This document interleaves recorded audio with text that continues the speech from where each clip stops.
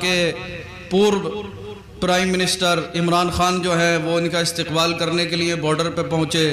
کوئی کہہ رہا ہے کہ پاکستان کی آرمی نے شہاب بھائی کا جو ہے استقبال کیا، ویلکم کیا، سواگت کیا۔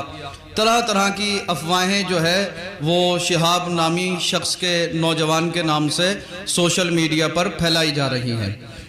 کچھ لوگوں نے یہ کہا کہ پیدل حج کا سفر کرنا جائز نہیں ہے، تو کچھ لوگ جو ہے وہ پیدل حج کے سفر کرنے کی فضیلتیں بھی بیان کر رہے ہیں۔ میرے پاس بھی کافی سارے فون آئے، احباب نے کہا کہ سید صاحب اس کے تعلق سے ہمیں بتائیں کہ پیدل حج کا سفر کرنا جائز ہے یا ناجائز ہے، یا شہاب نامی نوجوان سے پہلے کوئی اور بھی پیدل حج کا سفر کرنے کے لیے گیا یا نہیں گیا۔ قرآن اور حدیث کی روشنی میں یہ واضح فرمائیں کہ پیدل حج کا سفر کرنا جائز ہے یا ناجائز ہے۔ تو میں نے بھی فیس بک پر دو پوسٹ دیکھی۔ ایک حدیث یہ تھی کہ حضرت عقبہ بن عامر رضی اللہ عنہ کے تعلق سے حدیث وائرل ہو رہی ہے، حدیث بالکل صحیح ہے، بخاری شریف کی حدیث ہے۔ حضرت عقبہ بن عامر رضی اللہ عنہ روایت فرماتے ہیں کہ میری بہن نے یہ نظر مانی کہ میں پیدل چل کر حج ادا کروں گی،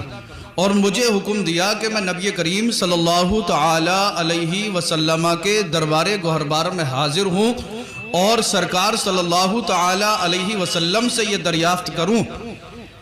اس کے تعلق سے معلوم کروں کہ میری بہن نے یہ نظر مانی ہے کہ وہ پیدل چل کر حج ادا کرے۔ تو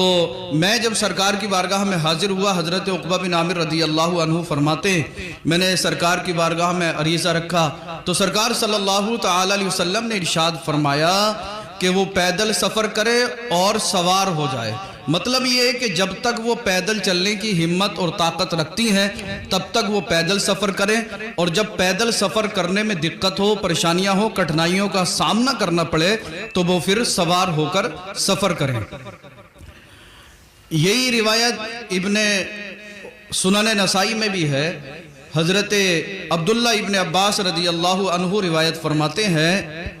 کہ حضرت عقبہ بن عامر رضی اللہ عنہ جو ہے وہ سرکار کی بارگاہ میں حاضر ہوئے اور عرض کیا یا رسول اللہ صلی اللہ تعالی علیہ وسلم میری بہن نے یہ نظر مانی ہے کہ میں پیدل چل کر حج بیت اللہ کی سعادت سے سرفراز ہوں گی۔ میری بہن جو ہے وہ پیدل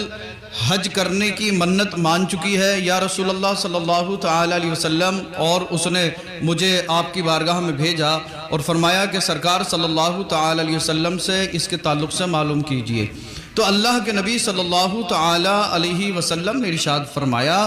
کہ اگر وہ پیدل حج کا سفر کرنے کی طاقت رکھتی ہیں، پیدل چل کر حج کا سفر کر سکتی ہیں تو وہ پیدل چل کر ادا کریں، اور اگر پیدل چلنے کی طاقت نہیں ہے تو جتنا پیدل چل سکتی ہیں پیدل چلیں، اس کے بعد وہ سوار ہو جائیں اور قربانی کریں یعنی دم دیں۔ دوسری حدیث حضرت انس رضی اللہ تعالی عنہ روایت فرماتے ہیں، یہ بھی سوشل میڈیا پر کافی تیزی سے وائرل ہو رہی ہے۔ حضرت انس رضی اللہ عنہ روایت فرماتے ہیں کہ اللہ کے نبی صلی اللہ تعالی علیہ وسلم نے ایک شخص کو دیکھا کہ دو نوجوان اسے اٹھائے ہوئے ہیں اور وہ چل رہا ہے دونوں کے سہارے سے۔ اللہ کے نبی صلی اللہ تعالی علیہ وسلم نے ارشاد فرمایا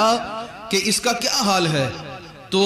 اس کے دونوں بیٹوں نے کہا کہ یا رسول اللہ صلی اللہ تعالی علیہ وسلم یہ ہمارا والد ہے، ہم اسے اٹھا کر اسے سہارا دے کر چلا رہے ہیں۔ سرکار نے فرمایا ایسا کیوں؟ ان دونوں نے عرض کیا یا رسول اللہ صلی اللہ تعالی علیہ وسلم ہمارے والد نے یہ نظر مانی کہ میں پیدل چل کر حج کا سفر ادا کروں گا، پیدل چل کر میں مکہ المکرمہ پہنچوں گا اور حج بیت اللہ کی سعادتوں سے مالا مال ہوں گا۔ اللہ کے نبی صلی اللہ تعالی علیہ وسلم نے ارشاد فرمایا کہ جب یہ شخص کمزور ہے، پیدل چلنے کی طاقت نہیں رکھتا، تو اس نے یہ نظر مانی اللہ اس کے پیدل چلنے سے بے نیاز ہے، اس سے کہو کہ یہ سوار ہو جائے اور قربانی کرے یعنی دم دے۔ اللہ اکبر۔ حضرات یہ بات واضح ہے، ان دونوں حدیثوں سے یہ معلوم ہوتا ہے کہ پہلی جو تھی وہ عورت تھی، وہ بھی پیدل چلنے کی طاقت نہیں رکھتی تھی، دوسرا شخص جو ہے